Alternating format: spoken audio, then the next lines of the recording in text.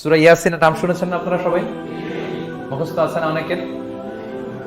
আমরা ছোটবেলা থেকে দেখতাম যে আমাদের দাদিরা, নানিরা, মায়েরা, খালারা ওনারা সূরা ইয়াসিন সকালবেলা পড়তেন, তাদের মুখস্থ ছিল সূরা ইয়াসিন। তো সূরা ইয়াসিন দুইটা পাড়ায় একসাথে করে অবস্থিত, 22 এবং 23 পারা। এটা মাক্কি সূরা, ধারাক্রম অনুসারে এটা কোরআনের 36 নম্বর সূরা। এই সূরাটির আয়াত সংখ্যা মোট 83। এই সূরা অনেক ফজিলত আছে, কিন্তু ফজিলতগুলো বেশিরভাগ দুর্বল সনদের। একটা শুধু হাসান পর্যায়ের হাদিস পাওয়া যায়, বাকি সব দুর্বল। দুর্বল হলেও সমস্যা নাই, ফজিলতের ক্ষেত্রে দুর্বল হাদিস গ্রহণ করা যায়। কি কি আছে? এক হাদিসে সুনানে তিরমিজির বর্ণনায় রাসূল সাল্লাল্লাহু আলাইহি ওয়াসাল্লাম বলেছেন, ইন্না লিকুল্লি শাইআন কালবান ওয়া কলবুল কুরআনি ইয়াসিন। সব জিনিসের হৃদয় আছে, আর কোরআনের হৃদয়ের নাম হচ্ছে সূরা ইয়াসিন। যে ব্যক্তি একবার সূরা ইয়াসিন পড়ে, সে 10 বার পুরো কোরআন পড়ার সওয়াব পেয়ে যাবে। এটা একটা ফজিলত। আচ্ছা, আরেক ফজিলতে আছে, রাসূল সাল্লাল্লাহু আলাইহি ওয়াসাল্লাম বলেছেন, ইকরাউ সূরাতা ইয়াসিন আলা মাউতাকুম। তোমাদের মুমূর্ষদের সামনে বসে সূরা ইয়াসিন পড়ো। মৃত্যু পথযাত্রী এখনই মারা যাবে, অসুস্থ হয়ে পড়ে আছে, তাদের যাতে কষ্ট কম হয়, লাঘব হয়, রাসূল সাল্লাল্লাহু আলাইহি ওয়াসাল্লাম বলেছেন সূরা ইয়াসিন তার সামনে বসে পড়ো। কেন? এটা আমি সামনে বলবো। এগুলো দাঈফ সনদের। হাসান পর্যায়ের একটা মাওকুফ হাদিস আছে, ইবনে আব্বাস রাদিয়াল্লাহু তাআলা আনহু বলতেন যে ব্যক্তি মান ক্বারা ইয়াসিন হিনা ইউসবিহু, সকালবেলা যদি কেউ সূরা ইয়াসিন পড়ে, তাহলে সারা দিনের সব কাজগুলো আল্লাহ তার জন্য সহজ করে দেয়। আবার রাতে যদি কেউ সূরা ইয়াসিন পড়ে, সারা রাতের সব কাজ তার জন্য আল্লাহ তাআলা সহজ করে দেয়। এবং ইবনু কাসির ওনার তাফসীর মিন তাজরিবাতিহি, মানে তার এক্সপেরিয়েন্স থেকে, কোনো হাদিস দলিল না, ওনার অভিজ্ঞতা থেকে বলেছেন যে আমি যখনই কোনো বিপদে পড়েছি সূরা ইয়াসিন তেলাওয়াত করার পর আল্লাহ তাআলা ওই কাজটা আমার জন্য সহজ করে দিয়েছেন। এখন সূরা ইয়াসিন বেশি বেশি তেলাওয়াত করবেন তো নাকি? মাশাআল্লাহ, ঠিক আছে। মাক্কি সূরাগুলোর মূল প্রতিপাদ্য বিষয় হচ্ছে তাওহীদ, রিসালাত, আখিরাত। মাক্কি সূরাগুলো সাধারণত তাওহীদ, রিসালাত এবং আখিরাত নিয়ে কথা বলে। সূরা ইয়াসিনও তার ব্যতিক্রম নয়। এই সূরার মূল কথা তাওহীদ, রিসালাত এবং আখিরাত। বিশেষ করে পুনরুত্থান, পুনরুজ্জীবন, the concept of resurrection, life after death. মৃত্যুর পরে যে আবার আমরা জাগবো ঘুম থেকে, আবার জীবন হবে, আবার বিচার হবে, এটা বিশ্বাস হয় আপনাদের? হ্যাঁ, মক্কার লোকদের বিশ্বাস হতো না। তারা অবাক হয়ে শুনতো রাসূল সাল্লাল্লাহু আলাইহি ওয়াসাল্লামের কাছ থেকে যে বলে কি, আমরা মরে যাব, পচে যাব, গলে যাব, জীর্ণ শীর্ণ হয়ে যাব, আমাদের হাড্ডি খুঁজে পাওয়া যাবে না, অস্তিত্ব পাওয়া যাবে না, আবার আমরা নাকি জীবিত হব, আবার নাকি উঠবো, আবার বিচার, আবার কি কি বলে মুহাম্মদ। তারা মিলাতেই পারতো না এটা। এজন্য তাদের কাছে দ্য কনসেপ্ট অফ আখিরা, life after death, specially the concept of রেসারেকশনটাকে ক্লিয়ার করার জন্য আল্লাহ তাআলা এই সূরাটা নাযিল করেছেন। তাহলে এই সূরার সেন্ট্রাল থিম, মূল প্রতিপাদ্য বিষয় হচ্ছে পুনরুজ্জীবন বা পুনরুত্থান, মানে আবার যে আমরা পুনরায় উঠবো। বিশ্বাস হয় আপনাদের? হ্যাঁ, এটা কিন্তু মহাসত্য, বিশ্বাস রাখতে হবে আমাদের যে না, মরে গেলে সাময়িক দেখা যায়, পচে যায়, কিন্তু আবার আমরা উঠবো। এবং এজন্যই মুমূর্ষু ব্যক্তির সামনে সূরা ইয়াসিন পড়তে বলা হয়েছে। আপনি যখন সূরা ইয়াসিন পড়বেন, তার সামনে কাইন্ড অফ আপনি তাকে বোঝাতে যাচ্ছেন যে আপনি প্রকৃতপক্ষে মারা যাচ্ছেন না। এটা আপনার জীবনের পূর্ণ সমাপ্তি নয়, বরং এটা এই নশ্বর দুনিয়া থেকে আপনার অস্তিত্বের সাময়িক একটা বিদায়। কেউ যে মারা যাচ্ছে, আমার দাদা, আমার বাবা মারা যাচ্ছে, আমরা বিদায় দিচ্ছি, আজীবন হারাই ফেললাম নাকি তারে আমরা? কি সে কি আজীবনের জন্য মিসিং? সাময়িক একটা বিদায়, একটা শর্ট ব্রেক। ওনার অস্তিত্বের এই নশ্বর দুনিয়া থেকে ওনার অস্তিত্বের সাময়িক একটা বিদায়, কিন্তু পরবর্তী দুনিয়ায় তিনি কিন্তু আবার অনন্ত জীবন লাভ করবেন। তার মানে শারীরিক একটা মৃত্যু হচ্ছে, তার রূহের কোনো মৃত্যু নেই, হয় আইলিনে নয় সিজিনে। ঠিক কিনা বলেন? আমাদের রূহগুলো কিন্তু মরে না, এটা আল্লাহর অর্ডারে ঢুকেছে, আল্লাহর অর্ডারে বের হয় আইলিনে নয় সিজিনে। বিশ্বাসীদের রূহগুলো আইলিনে থাকে, আমাদের রূহগুলো যেন সেখানে থাকে, আমরা আল্লাহর কাছে কামনা করি, আমরা পড়ি আমিন। এজন্যই মৃত ব্যক্তিদেরকে আশাব্যঞ্জক করার জন্য এই সূরার মধ্যে যে কথাগুলো বোঝানো হচ্ছে যে আবার আপনি উঠবেন, আবার জীবিত হবেন, আবার আমরা মিলিত হব, বিচারের মুখোমুখি হব, আবার আমরা জান্নাতে একত্রিত হব, আমাদের গেট টুগেদার হবে, আমাদের রিট্রিট হবে। মানে মৃত্যুর মধ্যে আমরা আনন্দ খুঁজে বেড়াই নাকি? হ্যাঁ, মৃত্যু নিয়ে অনেকের কথা ভয়, কিন্তু আমরা তো মৃত্যুই একমাত্র ওয়ে যার মধ্য দিয়ে আমরা আমাদের রবের সাথে সাক্ষাতের গেট ওয়ে। এটা আল্লাহর সাথে সাক্ষাতের প্রথম ধাপ হচ্ছে আপনাকে দুনিয়া ছাড়তে হবে, এছাড়া কি আল্লাহর সাক্ষাৎ পাওয়া যাবে?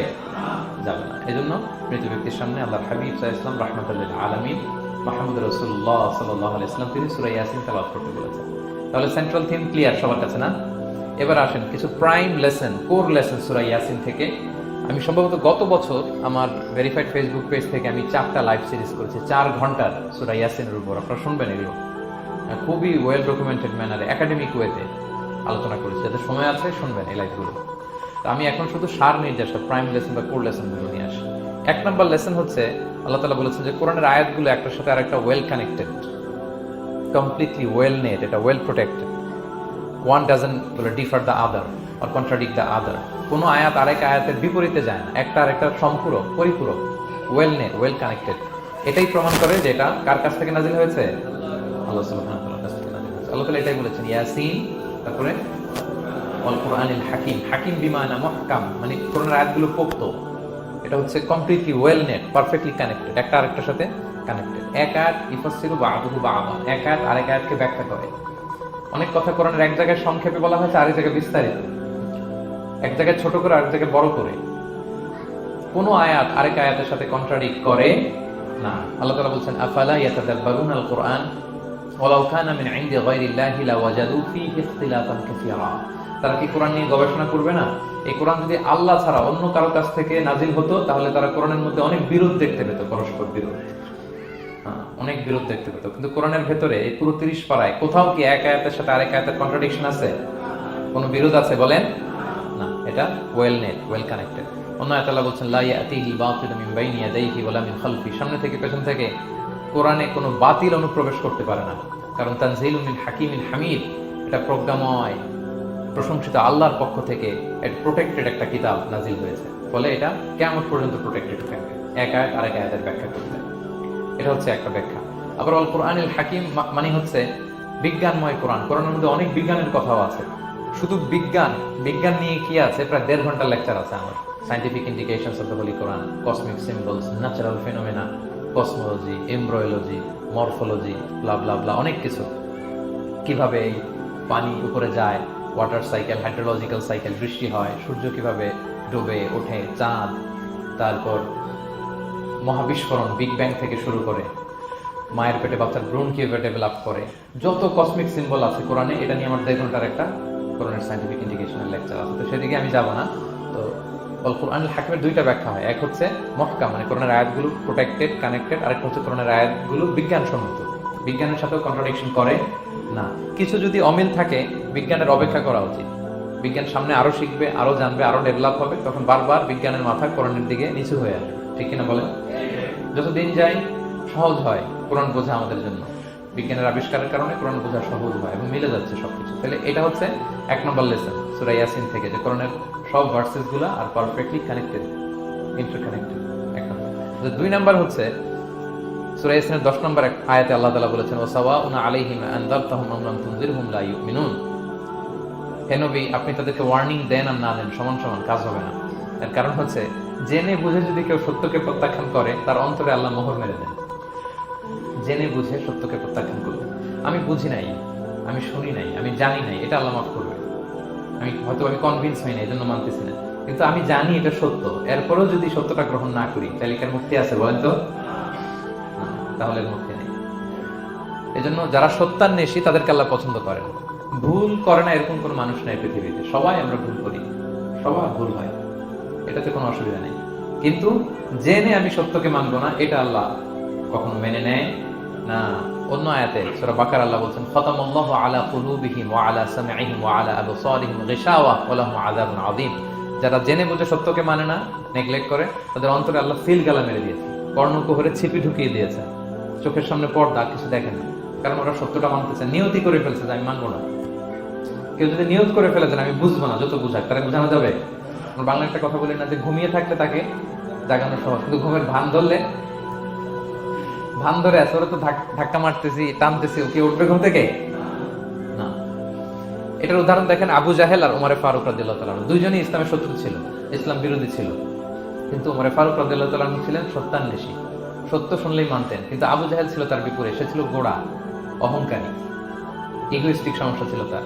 সে জানতো যে আল্লাহর হাবিব সাল্লাল্লাহু আলাইহি ওয়াসাল্লাম আল্লাহর পক্ষ থেকে নাজিল হওয়া আসা একজন রাসূল, কোরআন আল্লাহর পক্ষ থেকে নাজিল হওয়া একটা কিতাব, জানার পরেও সে মানে নাই। ফলে তার নসিবে হেদায়েত জোটে নাই। কিন্তু উমর ফারুক রাদিয়াল্লাহু তাআলা কিছুদিন পরেই উনি শাহাদা পড়ে ফেলছেন এবং রাসূল সাল্লাল্লাহু আলাইহি ওয়াসাল্লাম দোয়া করেছিলেন যে আল্লাহুম্মা আইজ্জাল ইসলাম বি আহাব্বি হাযাইনি রাজুলাইনি ইনদাক। আল্লাহ, দুজন লোকের যাকে তোমার ভালো লাগে তাদের একজনকে ইসলামের ছায়াতলে এনে তুমি ইসলামটাকে শক্তিশালী করো।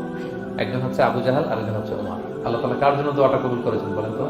উমর ফারুকের জন্য। কারণ ওনার হৃদয়টা সাদা ছিল, সাদা মনের মানুষ, কলবে সালিম। সত্য যেখানে, ওইটাই উনি গ্রহণ করতেন, সত্যের সামনে দুর্বল ছিলেন। আর আবু জাহেল জেনে বুঝে সত্যকে প্রত্যাখ্যান করেছেন। সো 2 নাম্বার শিক্ষাটা আমরা যেটা পেলাম যে জেনে বুঝে সত্য প্রত্যাখ্যান করলে আল্লাহ তার জন্য হেদায়েত বরাদ্দ রাখেন না। এজন্য আমরা আমাদের বাকি জীবনটুকু আমরা এই মেন্টালিটি মাইন্ডসেট যেন আমাদের থাকে যে সত্য দেখলেই আমরা মানব, যেখানেই সত্য ওইটাই আমি গ্রহণ করব। কি বলেন? এটা যদি আমার বিরুদ্ধে যায়, আমার দলের বিরুদ্ধে গেলে, বাবার বিরুদ্ধে গেলে মানতেই হবে আমাকে। সত্য যেখানে আছে ওখানেই আমাদেরকে ছুটে যেতে হবে। দুটো চলে গেল। 3 নাম্বার হচ্ছে আমরা পৃথিবীতে যা করি আমরা অনেক সময় মনে করি যে দরজা বন্ধ করে দিলে, সুইচটা অফ করে দিলে আর বুঝি কেউ দেখে না। তা আসলে আমরা আসমানি বিশেষ নজরদারির ভিতরে আছি, এটা আমরা ভুলে যাই যে সবার চোখ ফাঁকি দেওয়া গেল, একজনের চোখ ফাঁকি দেওয়া যায় না। তিনি কে বলেন তো? লা তুদরিকুল আবসার ওয়া হুয়া ইউদরিকুল আবসার ওয়া হুয়াল লাতীফুল খাবীর। কেউ তাকে দেখে না কিন্তু তিনি সবাইকে দেখেন। কোন চোখ তাকে দেখে না কিন্তু তিনি সব চোখগুলোকে দেখে। তাহলে 3 নম্বর লেসন হচ্ছে everything is recorded in well documented man. আমরা যা বলি, যা করি, যা লিখি সবকিছু রেকর্ডেড, রেকর্ড করা হচ্ছে। কিন্তু সেদিন আপনি দেখবেন, ভালো করলেও দেখবেন, খারাপ করলেও আপনি দেখবেন, কারণ সবকিছু লিপিবদ্ধ হচ্ছে, সংরক্ষিত হচ্ছে। এটা আল্লাহ কোথায় বলেছেন? সূরা ইয়াসিনের 12 নম্বর আয়াত। আল্লাহ বলেন নাকতুবু মা কদ্দামু ওয়া আসারুম। তারা যা আমল করেছে আমি লিখে রাখি। ওয়া আসারহুম, এবং যা তারা দুনিয়ার জন্য রেখে গিয়েছে তাও লিখে রাখি। মানে এনি অ্যাকশন দে লেফট বিহাইন্ড, এনি ইফেক্ট দে লেফট বিহাইন্ড। এটা সাদাকায়ে জারিয়া বা গুনাহে জারিয়া। সাদাকায়ে জারিয়া হচ্ছে আপনারা ভালো কাজ করছেন, ধরেন যে দ্বীনি জ্ঞান শিক্ষা দিয়েছেন। আমি সূরা ফাতিহা শিক্ষা দিলাম আপনাদেরকে, তো আপনারা এটা দিয়ে আজীবন নামাজ পড়তেছেন, আপনার সওয়াব তো আপনি পাবেনই, কিন্তু ওই যে আমি শিক্ষা দিলাম একটা পার্সেন্টেজ সওয়াব আজীবন আমার আমলনামে আসবে। শুধু তাই না, আপনি যে আবার আরেকজনকে সূরা ফাতিহা শিক্ষা দিবেন, সে তার পরবর্তী নেক্সট জেনারেশনকে সূরা ফাতিহা, এইভাবে কিয়ামত পর্যন্ত এই চেইন ধরে সূরা ফাতিহা যত লোক শিখবে তারা তাদের সওয়াব ঠিকই পাবে, কিন্তু তার একটা পার্সেন্টেজ সওয়াব আল্লাহ তাআলা আমার আমলনামায় দিয়ে দিবে। এটাকে বলে আসার। ওয়া নাকতুবু মা কদ্দামু, নিজে যে আমল করলাম আল্লাহ বলে এটাও লিখে রাখছি। ওয়া আসারহুম, any effect you left behind in this দুনিয়া, যেটা আপনি রেখে গেছেন এটাও আল্লাহ লিখে রাখবে। এবং অকুল্লা শাইইন আহসাইনাহু ফি ইমামিন মুবিন। আল্লাহ বলেন সবকিছু একটা নথির ভেতরে নথিবদ্ধ করে। নথি চিনেন তো না? ডায়েরি, তারপর আমাদের বাংলাদেশে তো যে আগে হাল খাতা করতো না, টালি খাতা বিশাল বড় বড় এখন আছে কিনা, বিশেষ করে মুদির দোকানে দেখা যায় বড় মোটা মোটা ধপাস করে সে টেবিলের উপর ফেলে, তারপর আপনার নাম দেখে বের করে আপনার কত বাকি, কত দিতে হবে। এই যে টালি খাতা, এই নথি করে রাখছে আল্লাহ তাআলা আমাদের সবকিছু যা করলাম, যেটার ইফেক্ট দুনিয়াতে আমি রেখে গেলাম। এবং অন্য আয়াতে আল্লাহ তাআলা বলছেন মা ইয়ালফিযু মিন কাওলিন ইল্লা লাদাইহি রাকীবুন আতীদ। আমি মুখ দিয়ে যা উচ্চারণ করি সব আল্লাহ তাআলা একজন পর্যবেক্ষক ফেরেশতার মাধ্যমে তুলে রাখেন, সব আপনি দেখতে